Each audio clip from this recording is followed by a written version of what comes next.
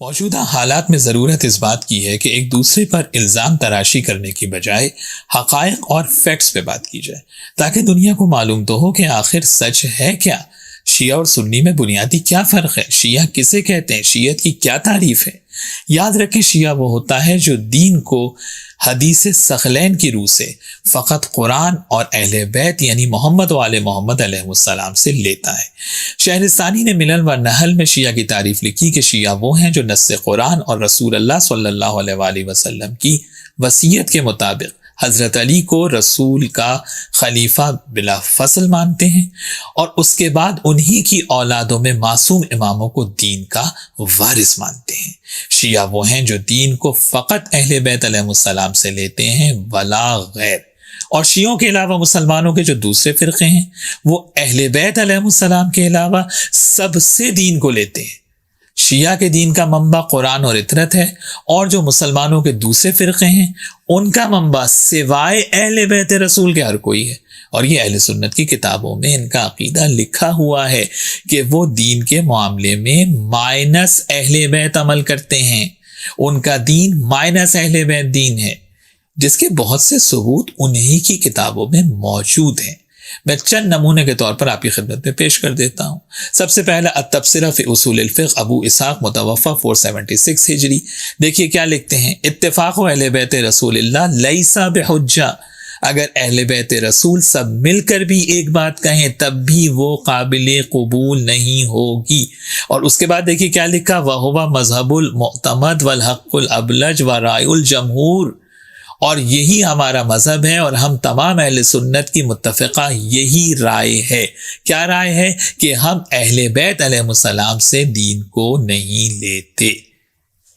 میرے سادہ لو سنی بھائیوں، یہ ہے آپ کے دین کا اصل چہرہ جو آپ کے مولوی آپ سے آج تک چھپاتے آئے ہیں۔ دوسرا حوالہ البحر المحیط، بدر الدین زرکشی کی کتاب، یہ شافعی ہیں اور متوفی 794 ہجری۔ انہوں نے بھی یہی لکھا کہ اہل بیت کی بات ان کے لیے حجت نہیں ہے، اور پھر آگے دیکھیں کیا لکھ رہے ہیں، ڈیٹائی تو دیکھیں، لکھتے ہیں کہ اہل بیت سے مراد علی، فاطمہ، حسن اور حسین ہیں علیہ السلام، اور اگر یہ سب مل کر بھی ایک بات کہیں تو وہ بھی قابل قبول نہیں ہوگی۔ یہ ہے اہل سنت کا مذہب۔ تیسرا حوالہ المحصول فی علم اصول الفقہ کا ہے، 4 جلد ہے، انہوں نے بھی یہی بات لکھی ہے جو واضح آپ کو نظر آ رہا ہے اسکرین کے اوپر۔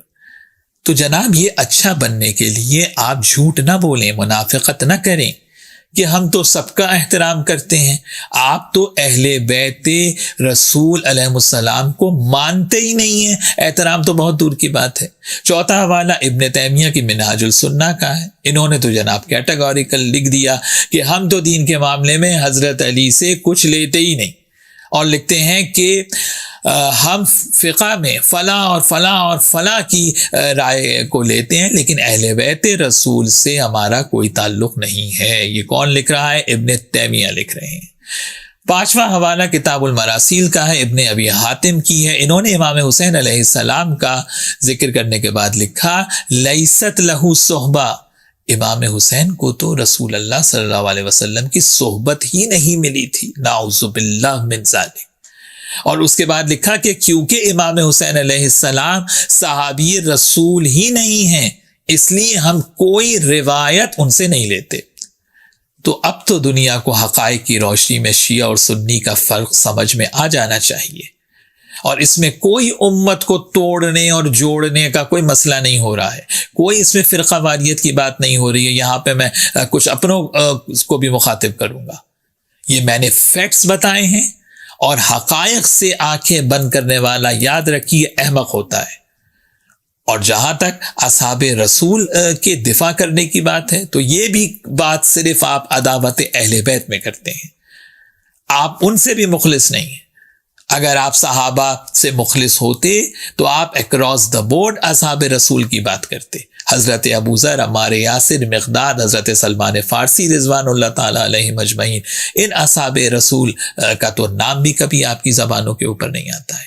تو یاد رکھیں جب بھی شیعہ کا تصور آئے گا تو فوراً اس کے کانسیکوینسز میں یہ بات ہے کہ شیعہ وہ ہیں جو سوائے اہل بیت کے کسی سے دین کو نہیں لیتے۔ یاد رکھیے ہمارے لیے قرآن اور محمد و آل محمد علیہ السلام کے علاوہ کسی کا قول حجت نہیں ہے، ہم اور کسی کو اہمیت ہی نہیں دیتے کچھ دین کے معاملے میں، اور یہ بالکل ایک اٹل حقیقت ہے۔ اب اس سے بھائی آپ کا نکاح ٹوٹے یا کچھ بھی ہو، شیعان حیدر کرار الحمدللہ اس وقت پوری دنیا کے اندر موجود ہے۔ دنیا کا کوئی حصہ اس وقت ایسا نہیں ہے کہ جہاں پر مولا علی علیہ السلام کو خلیفہ بلا فصل کہنے والے اور مولا حسین کا ماتم کرنے والے موجود نہ ہوں، الحمدللہ۔ آخر میں اپنے اہل سنت بھائیوں سے اپیل کروں گا کہ یہ ناصبی ملاؤں سے، ان دشمنان اہل بیت سے اپنی جان چھڑائیں، ان کے ساتھ رہ کے اپنی عاقبت کو خراب نہ کریں، اور اکراس دا بورڈ خود مطالعہ کریں تاکہ آپ غلط اور صحیح میں فرق کر کے حق کو پہچان سکیں۔